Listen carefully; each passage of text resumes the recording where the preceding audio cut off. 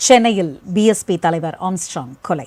காரணம் அரசியல் பகைமையா, தனிப்பட்ட விரோதமா? அதிகரிக்கும் கேங் வார்களுக்கு காரணம் என்ன? காவல்துறையா, அரசா, நாம் வாழும் சமுதாயமா? இது பற்றிய விவாதத்தில் கலந்து கொண்டு பல்வேறு கருத்துக்களை முன்வைக்க வந்திருக்கும் விருந்தினர்களை ராஜ் நியூஸ் தொலைக்காட்சியின் சார்பாக வரவேற்கிறேன். முதலில் இணையத்தின் வழியாக இணைகிறார் ஓய்வு பெற்ற காவல்துறை அதிகாரி திரு சீதாராமன் அவர்கள். சார் வணக்கம். வணக்கம்மா. அடுத்ததாக அரங்கிற்கு வந்திருக்கும் விடுதலை சிறுத்தைகள் கட்சியின் திரு மோசஸ் அவர்கள். சார் வணக்கம். வணக்கம். அரசியல் விமர்சகர் திரு தமிழ்வேந்தன் அவர்கள். சார் வணக்கம். பொதுமக்கள் உரிமை விழிப்புணர்வு இயக்கத்தின் திரு அழகர் செந்தில் அவர்கள். சார் வணக்கம். பொதுமக்களுக்கு அழகர் செந்தில் சார், பொதுமக்களுக்கு பாதுகாப்பு இல்லை அப்படின்றதுனால தான் காவல்துறையை நோக்கி அந்த கேள்வியை வச்சோம். அவர் என்ன சொல்லி முடிச்சிருக்காருன்னா, எங்களுக்கே பாதுகாப்பு இல்லை, நாங்களே எங்களை குடும்பத்தெல்லாம் விட்டுட்டு தான் நாங்கள் வந்து அக்யூஸ்டை பிடிக்கிறோம், பிடிச்சு கொண்டு வந்தாலும் உடனே அங்கே சட்டத்தையே ஒரு லூப் ஹோல், அதில் இருக்க லூப் ஹோலெல்லாம் பயன்படுத்தி அவங்கள உடனே விடுவிச்சு கூட்டு போயிடுறாங்க. உயிரை பணயம் வச்சு, எங்களோட குடும்பத்தை பணயம் வச்சு நாங்கள் அங்கே வந்திருக்கோம். இது திரும்ப திரும்ப ஒரு இடியாப்ப சிக்கல் மாதிரி முன்னாடியே வந்து நிற்குது. தமிழகத்தில் ஆண்டாண்டுகளாக கொலைகளும் தொடர்ந்து நடந்து கொண்டிருக்க, அறிக்கைகளும் கண்டனங்களும் ஆணைகளும் ஒருபுறம் பலரும் தெரிவித்துக் கொண்டிருக்க, என்றைக்கு தான் சமுதாயம் மனிதநேயத்தை முழுமையாக பார்க்குமோ என்று ஏங்கிக் கொண்டிருக்க, இந்த ராஜ் செய்தி தொலைக்காட்சி விவாதங்கள் மூலம் பல விழிப்புணர்வுகளை ஏற்படுத்தி கொண்டிருக்க, இனியும் மனித உரிமைகள் அனாமத்தாக போகாமல் இருக்க உண்மையை உடைத்து பேசப் போகிறேன்.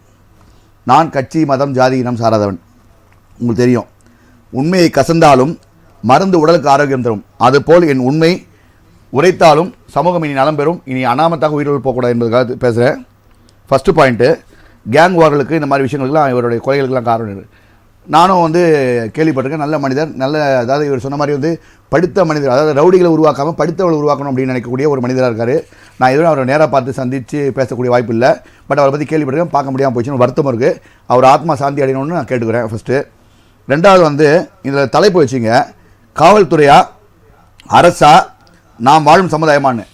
அடுத்து பெரிய பெரிய நிறுவனங்களா சினிமாவா, இந்த ரெண்டுத்தையும் ஆட் பண்ணிக்கணும் அப்படின்றதையும் நான் பதிவு பண்ணிடுறேன். ரெண்டாவது பார்த்தீங்கன்னா, அரசான்னு கேட்கக்கூடாது, அரசியல் வியாதிகளான்னு கேட்கணும். அரசான்னு கேட்குறது தவறு. ஏன்னா எல்லா கட்சி வந்தாலும், ஆளுங்கட்சியாக வந்தாலும், அது திமுக, அதிமுக, பிஜேபி, காங்கிரஸே இல்லை யார் வந்தாலுமே நம்ம நல்லா ஆழணும், மேக்ஸிமம் நம்ம பேர் கெட்டுப்படக்கூடாது, இப்படி தான் நினைப்பாங்க யாராக இருந்தாலும். ஸோ அதனால் அரசு அப்படின்ற இடத்துல கொண்டு போகிறத விட அரசியல் வியாதிகளா, வாதிகளான்னு இல்லை, வியாதிகளா தங்கள் சுயநலத்திற்காக கூலிப்படைகளை உருவாக்கி அந்த மாதிரி, இப்போ இவர் நினச்சிருந்தா இவர் எம்எல்ஏ, எம்பி, மினிஸ்டர் அப்படி போயிடலாம். இவர் என்ன சொன்ன மாதிரி பவர் கேப்சர் பண்ணி போயிடலாம். ஆனால் என்ன பண்ணார், மற்றவங்களை பவர் கேப்சர் பண்ண வைக்கணும்னு தான் பிளான் பண்ணார். அந்த மாதிரி ஒரு கட்சியிலையும் ரவுடிங்களை உருவாக்காமல், கூலிப்படை உருவாக்காமல் என்ன பண்ணணும்னா, நீ படிடா, நீ கொண்டு வர அந்த இடத்துக்கு வாடா அப்படின்னு சொன்னார் இல்லையா, அந்த இடத்த வந்து விட்டு மிஸ் பண்ணிட்டாங்க எல்லாருமே. இவர் அதை செஞ்சார். இன்னும் கொஞ்சம் நாள் இருந்தால் தான் இன்னும் வேறு விஷயங்களை நல்லா ட்ரான்ஸ்ஃபர் பண்ணியிருப்பார், அதை மிஸ் ஆகிடுச்சு. ரெண்டாவது, இவர் நம்ம நண்பர், காவல்துறை நண்பர் சொன்னார், நான் எப்பவுமே காவல்துறைக்கு வந்து எப்பவுமே நான் ஒரு தலைவணுங்குவேன். இப்போ கூட வெள்ளத்துறை சஸ்பென்ஷன்ஸாக நிறைய குரல் கொடுத்து அது மாதிரிலாம் நடந்தது. ஆனால் இவர் ஒரு குற்றச்சாட்டு, நானும் ஒரு வழக்கறிஞர், இதுக்கெல்லாம் காரணம் வக்கீல்னு சொல்கிறீங்க. எனக்கு ரொம்ப வேதனையாக இருந்தது. ஏன் அப்படின்னா, நீங்கள் அக்யூஸ்ட் எல்லாம் 100% பிடிச்சிடுறீங்களா? First accused 100% பிடிச்சிடுறீங்களா? இந்த அக்யூஸ்ட் வளர்கிறதுக்கு காரணம் யார்? இப்போ சிம்பிளாக எடுத்துக்கிட்டிங்கன்னா, ரோட்டோர பீட், டீ கடையிலேருந்து ஆரம்பித்து டிஃபன் கடையிலேருந்து அன்ஸு, ஸ்பா, 8B என்ற விபச்சாரம், கள்ளச்சாராயம், லாட்ரி, ஒயின் ஷாப், இங்கெல்லாம் யாருக்கு மாமூல் போகுது? வக்கீலுக்கா? யாருக்கு மாமூல் போகுது? யார் அங்கே அதெல்லாம் நடந்தது? யார்? புனித மகாத்மாக்கெல்லாம் நடத்துகிறாங்க, ரவுடி தான் நடத்துகிறாங்க. அந்த ரவுடிங்கிட்ட டெய்லி கட்டிங் வாங்குறது யார்? அந்த கட்டிங் வாங்கிட்டு அது அவங்க வழி விடுறது யார்? அவனை ஒரு வேளை நம்ம யாராவது பிடிச்சி கொடுத்தா எங்களை மிரட்டுறது யார்? பொய் வழக்கு போடுறது யார்? புட்டாப் கேஸ் வரைக்கும் போட்டதே கிடையாதா? நீங்கள் எப்போ வக்கீலை தொட்டுட்டீங்களோ அதுக்கான நான் பேச வேண்டிய சூழ்நிலை ஆயிடுச்சு. அதுக்கான பேசினேன். நான் வேறு மாதிரி பேசணும்னு நினச்சேன். பட் அந்த வக்கீல் சொன்னோன்னே கோவம் வருது. என்ன காரணம்னா, இருக்கிறாங்க வக்கீல், அதான் அதுக்குன்னு சில வக்கீல் இருக்காங்க, விக்டிமை விட்டுட்டு அவங்க ஆப்போசிட்டில் போகிறாங்க. நான் இல்லைன்னு சொல்ல, அந்த வக்கீல் இருப்பாங்க. ஆனால் வக்கீல்கள் அப்படின்னு பொதுப்படையாக சொல்லும் போது எங்களுக்கு கோவம் வந்தது. அதுக்கு நான் சொல்கிறேன், இந்த ரவுடிகளை உருவாக்க காரணம் பல இடத்துல வந்து நேர்மையான காவல்துறை இருந்து போராடுறாங்க. நீ சொன்ன மாதிரி உழைக்கிறாங்க, ஓடுறாங்க, அவங்க விட்டு வாங்குறாங்க, அடி வாங்குறாங்க, கொலை செய்கிறாங்க போலீஸ்காரங்கள, அவங்களுக்காக பல முறை குரல் கொடுத்துருக்கேன். ஆனால் இன்றைக்கி இவ்வளோ தூரம் உருவாக்குறதுக்கு காரணம் யார்? நீங்கள் சொல்லுங்கள். நான் இப்போ 100 நான் கொடுத்தேன். சிஎஸ்ஆர் கூட இப்போ ரீசெண்டாக பார்த்தீங்கன்னா ஒரு மேடம் இருக்காங்க, 2000 கொடுத்தா சிஎஸ்ஆர் வாங்கன்னு கேட்டாங்க. சிஎஸ்ஆருக்கு 2000. அப்போ ஒவ்வொன்றுக்கு ஒரு ரேட் இருக்குல்ல. ஒயின் ஷாப்புக்கு மாதம் 30,000. உண்மையை உடைத்து பேசினால் அதிரும், உலகம் அதிரும், சமுதாயம் அதிரும். ப்ரூஃபோட பேசணும்னா இன்னும் நிறைய பேசலாம். தயவு செய்து நம்ம கரெக்டாக இருக்கணும். எவனா இருந்தாலும், நீ அந்த ஜாதி மதம் இதுக்குள்ளே வரக்கூடாது. காவல்துறைக்குள்ளேயும் ஜாதி மதம் வந்திருக்குது, அதெல்லாம் எடுத்து களையணும். அதெல்லாம் களைஞ்சிட்டு யார் நல்லவன்? இப்போ இவர் வந்து இன்றைக்கி வந்து அவர் ஆம்ஸ்ட்ராங் இறந்துருக்காருன்னா குரல் கொடுத்துருக்காரு. ஏன்னா ஒரு தனியார் நிறுவனத்தில் ஒரு பிரச்சனை, மக்கள் பாதிக்கப்பட்டிருக்காங்க, அந்த பாதிக்கப்பட்டது குரல் கொடுக்க போய் தான் இந்த பிரச்சனையாக இருக்குது. அப்போ இன்னொரு கொலை நடந்திருக்கு, அந்த கொலைக்கு பழி வாங்க சொல்லி அப்படின்னு சொல்கிறாங்க. இது அரசியல்னு இல்லைன்னா இதுக்குள்ளே என்ன இருக்குன்னு நமக்கு தெரியாது. இது விசாரணை தெரிய வரும். ஆனால் இப்படி குரல் கொடுக்குறவங்க எல்லாருமே வந்து ஒடுக்கப்படுறார்கள். இது வந்து இந்த அதாவது என்ன சொல்கிறதா, இந்த ஜாதி அந்த மதம் அந்த இடம்லாம் கிடையாது. 2 ஜாதி தான் என்னை பொறுத்த வரையும். தப்பு செய்கிற ஜாதி, தட்டி கேட்குற ஜாதி. நாங்கள் தட்டி கேட்குற ஜாதி. தட்டி கேட்குற ஜாதிக்கு எல்லா இடத்துலையும் பிரச்சனை. இதே தப்பு செஞ்சு கை விட்டு கொடுத்தாலும் சிச்சினே சப்போர்ட் பண்ணுவாங்க.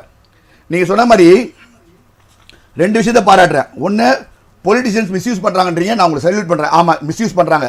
அவங்க அண்ணான்னு சொன்னால் போதும், 2 பேனர் போட்டு இது பண்ணிட்டா போதும், உடனே அவங்க வந்து ஏதாவது பிரச்சனை போலீஸ் ஃபோன் பண்ணி அவங்க இன்ஃப்ளூயன்ஸ் யூஸ் பண்ணால் உங்களுக்கு நல்ல அதிகாரி கூட அரெஸ்ட் பண்ண முடியல, ரிமாண்ட் பண்ண முடியல, நான் ஒத்துக்கிறேன். ஆனால் 2வது வந்து அக்யூஸ்ட் பிடிச்சி ஹேண்ட் ஓவர் பண்ணான்னு சொல்கிறீங்க. நீங்கள் பிடிச்சப்போ தேவாரம் சிலை இருக்கும்போது, அந்த பீரியடில் இருக்கும்போது எல்லாமே வந்து நிறைய நேர்மையான அதிகாரிகள், யாருக்கும் அஞ்ச மாட்டாங்க, தைரியமாக செஞ்சாங்க. குரல் இன்றைக்கும் கொடுத்துட்டு இருக்காரு தேவாரம் ரிட்டையர் ஆன பெருமோ. அந்த மாதிரி நீங்கள் எத்தனை அதிகாரி கொடுக்குறாங்க? இல்ல அதுதானே அவரும் கேட்கிறாரு. உங்களுக்கு சீதாராமன் நேர்மையான அதிகாரிகள் நிறைய பேர் இருந்தாங்க, அப்படி இருக்கும் பொழுது அவங்களோட கைகள் கட்டப்பட்டதா? அக்யூஸ்ட் ஹேண்ட் ஓவர் பண்ணா பிடிச்சிடுறாங்களா? அக்யூஸ்ட் வந்து ஹேண்ட் ஓவர் பண்ணா உங்களுக்கு அரசியல் இருக்குது, சாதி இருக்குது, மதம் இருக்குது, பணம் இருக்குது, இதெல்லாம் செட் ஆனாதான் அவனை இல்ல சாதாரண பாம்பரன் ஆகணும், மனிதன் ஆகணும். அந்த மனிதனை மட்டும் தான் உள்ள லாக் பண்ண முடியும். பவர் சென்டர் யார் தொட முடியுமா? பவர் சென்டர் தொட முடியுமா? தொட்டதுக்கு அப்புறம் அக்யூஸ்ட். இன்னைக்கு நான் சொல்றேன், பல இடத்துல நான் என்னோட கிளைண்ட்டுக்கு போய் நான் கம்ப்ளைண்ட் கொடுத்தோம்னா, இல்ல விபச்சாரங்களை ஊக்கப்படுத்துறது யாரு, ஸ்பாவை ஊக்கப்படுத்துறது யாரு? 25 ஒரு இடத்துல நீ நான் பேரை சொல்ல அசிங்கமா இருக்குது. சென்னையில் 25 8B இருக்குது. 8Bனா விபச்சாரம். 25 இடம் ஒரே இடத்துல இருக்குது. இது காவல்துறை கைவிட்டு வாங்குறாங்க. இது யாரும் மறுக்க முடியுமா? நீங்க ரவுடிகளை உருவாக்குறது யாருன்னு முதல்ல பாருங்க. போலீஸ்காரங்களை பார்த்தா ஒரு காலத்தில் பழைய படத்தில் பாருங்க, 3/4 ரோஸ் போட்டு சோபா தானே பயப்படுவாங்க. இன்னைக்கு என்னாச்சு? நேர்மையான போலீஸ்காரெல்லாம் ஒதுங்கிடுறாங்க. நமக்கு என்னப்பா இவன் நம்மளை போய் போட்டு கொடுப்பான், யோ நீ வாங்கலையா ஒதுங்கி போயான்றான். நேர்மையான அதிகாரிகள் பயப்படுறாங்க. நமக்கு என்னென்னு ஒதுங்குறாங்க. இதெல்லாம் பிரச்சனை இருங்க சொல்லிடுறேன். 3வது வந்து இந்த சினிமா துறை. சினிமாவில் பிரச்சனை என்னன்னா, சிகரெட் பிடிச்சி 4 பேர் வெட்டினா ஒரு கெத்து, இதுதான் ஹீரோ. நீங்களாம் ஜீரோ. தயவுசெய்து சொல்கிறேன், எந்த ஹீரோன்னு பேர் சொல்லிடும்ல. யாராக இருந்தாலுமே வன்முறையை வந்து நீங்கள் கெத்தாக காமிச்சிங்கன்னா நீங்கள் வெத்து, உங்களை ஃபாலோ பண்ணுற எல்லாமே வெத்து. தயவுசெய்து நீங்கள் வன்முறையை காட்டாமல் மாரல் சீன்ஸ், பழைய படங்கள்லாம் பாருங்கள், எவ்வளோ விஷயம். நாங்களாம் அப்படி தான் வந்தோம். ஒருத்தவங்களை காப்பாற்றினா தான் ஹீரோ. நீங்கள் போனோன்னே பீடியை சைடில் பிடிக்கிறது, இதை பிடிக்கிறது, இப்படி விடுறது, அவனை 4 பேர் வெட்டுறது, ஒரு 10 பொண்ணுங்களுக்கு முன்னாடி ஒரு ஹீரோசம் காட்டுறது. ஏன் சமுதாயத்தை சீரழித்து நீங்கள் கோடி சமாளித்து கடைசி இந்த பசங்க நார்த் மெட்ராஸ் தான். நார்த் மெட்ராஸ் தண்ணி நியாயத்துக்கு தான் குரல் கொடுக்கும். நார்த் மெட்ராஸ் தண்ணி எப்பயுமே தப்பை தான் தடிக்கணும். அவனை தப்பாக வளர்க்குறாங்க. தப்பாக பண்ணுறது யாருன்னா அரசியல்வாதிகள், இந்த காவல்துறை, சமுதாயம் எல்லாமே சேர்ந்து தான். ஏன்னா சமுதாயம் என்னன்னா, இந்த சமுதாயத்தில் முதல் எதிரி யாருன்னா அப்பா அம்மா. ஒரு பிரச்சனை நடக்குதுன்னா இந்த பையன் போய் எட்டி பார்த்தா கையை பிடிச்சி இழுக்குது. நமக்கு என்ன வாடா, நாளைக்கு ஒன்றை வெட்டும் போது நீ ஓடுவியா? 10 பேர் இல்லை 20 பேர் ரோட்டில் இருந்தாங்கல்ல, ஒரு 20 பேர் கூடி இருந்தாங்கன்னா பயந்துருப்பாங்க, ஆளுக்கு ஒரு கட்டை எடுத்திருந்தாங்கன்னா. இதை யாரும் பண்ணுறது இல்லை. சமுதாயம் நமக்கு என்னன்னு போகும்போது இந்த பாதிப்பு இருக்குது. தயவுசெய்து இனிமேல் காவல்துறை சொன்னீங்கன்னா நேர்மையான காவல்துறை நான் செல்விட்டு. ஆனால் இதெல்லாம் எடுத்து விழிவாக பேசணும்னா ரொம்ப கஷ்டமாயிடும். ஏன்னா அவ்வளோ புழுத்து போய் அவ்வளோ கஷ்டப்பட்டு இருக்குது. இன்னைக்கு ஜாதி மதத்துக்குள்ளே பூந்து இன்னைக்கு மக்கள் வந்து இந்த மாமூல் வாங்காமல் இன்னைக்கு காவல்துறை கொடுக்க 100%. நீங்கள் எப்படி மட்டும் பாருங்க இந்த சமுதாயம். அதே தான் நான் அழகர் செந்தில் சார் கிட்ட கேட்குறேன். எதிர்க்கட்சி தலைவர் கூட திரும்ப சொல்லிட்டு இருக்க ஒரு விஷயம் என்னன்னா, சட்டம் ஒழுங்கு சரியில்லை, அதுக்கு வந்து முதல்வர் வந்து பொறுப்பேற்கணும் அப்படின்னு சொல்லிட்டு. இப்போ கடந்த மாதம் கூட சேலத்தில் இதே மாதிரி ஒரு அதிமுக முக்கிய பிரமுகர் வந்து கொலை செய்யப்பட்டார். அடுத்து இப்போ பார்த்தீங்கன்னா ஆம்ஸ்ட்ராங் அவர்கள் தலைநகர் சென்னையில். இது போன்ற சம்பவங்கள் வந்து காவல்துறை வந்து கைகள் கட்டப்பட்டு இருக்கிறது அப்படின்னு சொல்லிட்டு சீதாராமன் சாரை சொல்லியிருந்தாரு. நீங்களும் அதை ஆமோதிக்கிறீங்களா? இப்போ எனக்கு வந்து பிரேக்கில் ஒரு காவல்துறை நண்பர் கேட்டார், எப்போவுமே நீ காவல்துறைக்கு சப்போர்ட்டாக தானே பேசுவீங்க, இன்றைக்கி ஏன் காவல்துறை இப்படி பேசிட்டீங்க அப்படின்னாரு. நான் சொன்னேன், வக்கீல் அவங்க தொட்டுட்டதுனால, நானும் ஒரு வழக்கறிஞர்னால எல்லாத்துக்கும் காரணம் வக்கீல் 19 சொன்னதால நான் சொல்ல வேண்டிய சூழ்நிலை ஆயிடுச்சு. 1. 2வது வந்து காவல்துறை கட்டப்படுதான்னா நான் உண்மையை தான் சொல்கிறேன். ஆமாம், ஏன்னா காவல்துறைக்கு நாளைக்கு ஒரே ஒரு ஆர்டர். என்ன ஆர்டர்னா, நீ யாரையும் பார்க்காத, இவங்களை அரெஸ்ட் பண்ணு, ரோட்டில் எந்த விஷயமா இருந்தாலும் அரெஸ்ட் பண்ணு. யாராவது வந்தாங்கன்னா அறிக்கையை மட்டும் கொடுக்குறாங்க. அது செயல்பாடாக இருந்ததுன்னா எந்த கட்சியாக இருந்தாலும். இப்போ ஒரு எதிர்கட்சி தலைவர் சொல்கிறாரு, இப்போ எதிர்கட்சி தலைவர் சொல்கிறது நான் கேட்கும்போது அவங்க ஆளும் போது அந்த கட்சியில் அந்த சமயத்தில் கொலை நடக்கலையா? அப்போ இவங்க குறை சொல்லியிருந்தாங்க. மாற்றி குறை சொல்கிறாங்க தவிர எதிர்கட்சி, ஆளுங்கட்சி, உதிரி கட்சி, முட்டு கொடுக்கும் கட்சி, முட்டு கொடுக்க கட்சி, எல்லா கட்சியும் தான் இதுக்கு பொறுப்பாக இருக்கும். ஏன் அப்படின்னா எல்லா கட்சிக்குள்ளேயும் ஒரு ஆளை வளர்க்குறாங்க. நம்ம சினிமாலையும் பார்க்குறோம், இயல்பு நடக்கிறது அங்கே சொல்கிறாங்க. அப்படி இருக்கும்போது இப்போ போலீஸ் என்ன ஆகும்னா, நேர்மையான போலீஸ் நாளைக்கு போட போகிறேன்னு ஒன்று மேலே ஒரு அழுத்தம், நான் சொல்கிறோம்ல விடுங்க அப்படின்வாங்க. இல்லைனா இவங்க ட்ரான்ஸ்ஃபர் பண்ணுது பனிஷ்மெண்ட்டு, இல்லைனா ட்ராப் பண்ணுறது, ஏதாவது ஒரு விஷயங்கள் இருக்கும். ஸோ இது மாதிரி அழுத்தங்கள் இருக்கும்போது நேர்மையானவர்கள் ஒதுக்கப்படுகிறார்கள், நேர்மையானவர்கள் ஓரம் கட்டப்படுகிறார்கள். அப்போ நான் என்ன கேட்குறேன், ஒரு ட்ரான்ஸ்ஃபர் பண்ணுறீங்க, நேர்மையானவர்கள் ட்ரான்ஸ்ஃபர் பண்ணுறீங்க, அப்போ என்ன அர்த்தம்? நீங்களே உங்களை அசிங்கப்படுத்திக்கிறீங்க. அவர் நேர்மையாக ட்ரான்ஸ்ஃபர் பண்ணிங்கன்னா அப்போ வரப்போகிற அதிக ஊழல் அதிகாரியா? எல்லாருமே நேர்மையாக இருந்தால் யாரை ட்ரான்ஸ்ஃபர் பண்ணுவீங்க? கரெக்டாக இல்லையா? சமீபத்தில் கூட ஒரு நேர்மையான அதிகாரி சஸ்பென்ஷன் ஆனார்னு சொல்லி அப்புறம் ரிவோக் பண்ணாங்க, எல்லா விஷயங்கள் ஆனது எல்லாருக்கும் தெரியும். அதுக்கும் நான் குரல் கொடுத்தேன். நெல்ல அதிகாரி ஏன் சஸ்பெண்ட் பண்ணுறீங்க அப்படின்லாம் குரல் கொடுத்தேன். ஆனால் என்னோட விஷயம் என்னென்னா, தயவுசெய்து காவல்துறையாக இருக்கட்டும், அரசியல்வாதிகளாக இருக்கட்டும், உங்கள் பசங்களும் நாளைக்கு இந்த சமுதாயத்துக்குள்ளே வராங்க, அவங்களும் இந்த சமுதாய சீர்கேடான சமுதாயத்துக்குள்ளே போகிறாங்க. அங்கே பாதுகாப்பு இல்லை. சமுதாயத்தில் இருக்கிற பொதுமக்களும் சொல்லுவேன், வெறும் காவல்துறையோ அரசோ அரசியல்வாதிகளோ இல்லாமல் உங்கள் மக்களும் உள்ளே வராங்க. இது எல்லாருக்கும் நடக்கக்கூடாது அப்படின்னு நினச்சிங்கன்னா தயவுசெய்து சொல்கிறேன், இந்த பணம், இந்த ஜாதி மதி வெறி இதெல்லாம் விட்டுருங்க. இப்போ தான் அவர் இவ்வளோ நாள் கல்யாணம் பண்ணல. யோசிச்சு பாருங்கள், அந்த இவ்வளோ நாள் கல்யாணம் பண்ணி இப்போ கல்யாணம் பண்ணாரா? அந்த குழந்தை இருக்குமா? யார் யாருக்கோ அந்த எல்லா குழந்தையும் வளர்த்தவர் அவர் குழந்தை வளர்க்க முடியாமல் போச்சு இல்லை? அவர் குழந்தை வளர்க்க முடியாமல் போச்சு. அவர் எவ்வளோ மனசுக்கு அந்த கஷ்டமாக இருக்கும் அந்த அம்மாவுக்கு. இப்போ தான் கல்யாணம் பண்ணி வந்திருக்காங்க, ஒரு நல்ல ஒரு லீடர் கல்யாணம் பண்ணிருக்காங்க. நான் திருப்பி சொல்கிறேன், மனித நேயம் அப்படின்ற கொஞ்சம் ஒன்று அதிகபட்சமான ஒரு நாள் 8 மணி நேரம் தூங்கிடுறீங்க, 8 மணி நேரம் ட்ராவல் ஆஃபீஸ் போயிடுறீங்க. ஒரு 8 மணி நேரம் வாழ்க்கையில் மிஞ்சி மிஞ்சி போனால் ஒரு 5 வருஷம் 10 வருஷம் தான் சமுதாயத்துக்குள்ள வாழ்கிறீங்க. தூக்கத்தில் வாழ்கிறீங்க, வீட்டில் வாழ்கிறீங்க. 10 வருஷம் 20 வருஷம் தான் சமுதாயத்தில் வாழ்கிறீங்க. தயவுசெய்து அவர் வெற்றனால என்ன சாதிச்சிட்டாங்க? இப்போ அவர் வெற்றனால என்ன சாதிச்சிட்டாங்க? ஏதோ நிறுவனம் அவங்களுடைய ப்ரெஷர், இன்னொருத்தர் வந்தார் அவர் செஞ்சார் அப்படின்ற மாதிரி போச்சுன்னா யாரோ ஒருத்தன் கோடி கோடி சம்பாதிக்க போகிறான்.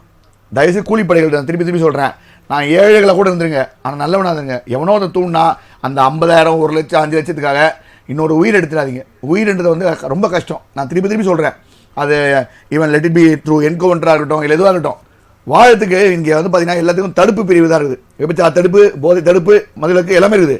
ஆனால் விழிப்புணர்வுன்றது இங்கே நாமளாக இல்லை. அந்த விழிப்புணர்வு வரணுன்றதால தான் எங்களது பொதுமக்கள் உரிமை விழிப்புணர்வு இயக்கம்னே வச்சுருக்கேன். ஸோ அந்த வகையில் தான் நான் வந்து சொல்லணும்னு நினச்சேன்.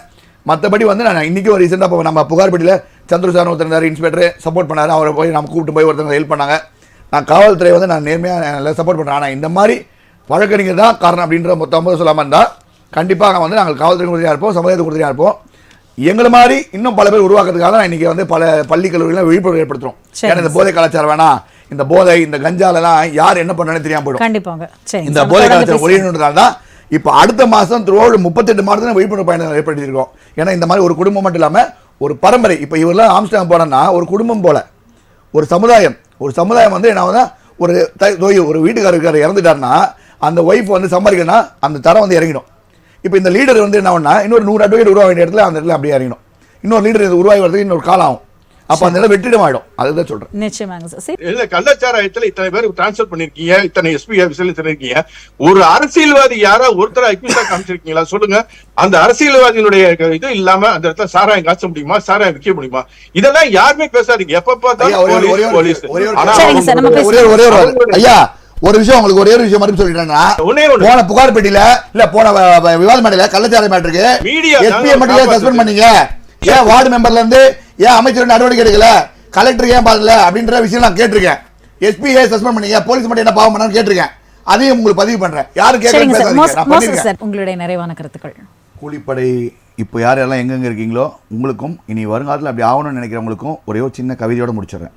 மனித உயிர் லேசா, உன்னை தூண்டி விடுவன் பார்ப்பான் நல்ல காசா, உன்னை தூண்டி விடுவன் பார்ப்பான் நல்ல காசா, உன் வாழ்க்கை வீணாக போய்டும் ராசா. தயவுசெய்து நம்ம அண்ணன், நம்ம அப்பா, நம்ம அம்மா அப்படின்னு நினைங்க. அவங்க ஆப்போசிட்டில் யாராவது வெட்ட சொன்னால் கூட அவங்களுக்கு ஒரு குடும்பம் இருக்குன்னு நினைங்க. பேசி தீர்க்கக்கூடிய பிரச்சனைகள் எவ்வளோ இருக்குது. தயவுசெய்து இந்த உயிர்களை கொல்லக்கூடிய விஷயங்களை இன்னையோடு விடுங்க அப்படின்னு கேட்டுக்கொண்டு விடைபெறுகிறேன். நன்றி.